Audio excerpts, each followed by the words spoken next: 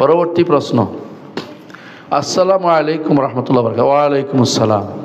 সালাতরত অবস্থায় সতর ঢাকার বিধানের আলোকে প্যান্ট বা লুঙ্গি কি নাভির উপরে থাকা বাধ্যতামূলক?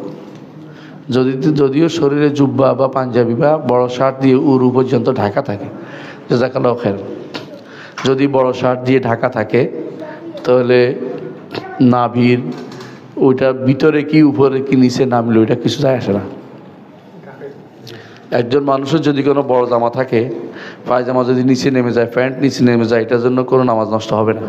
কিন্তু সমস্যা হচ্ছে বেশিরভাগ মানুষের নামাজ যখন পড়তে আসে, বুঝছেন তো, রুকু সাজদা গেলে আর কিছু বললাম না, শার্ট উপরে প্যান্ট নিচে মাঝখানে ফাঁকা, নামাজ হয় না ভাই, নামাজ হবে না, ওই নামাজ হবে না।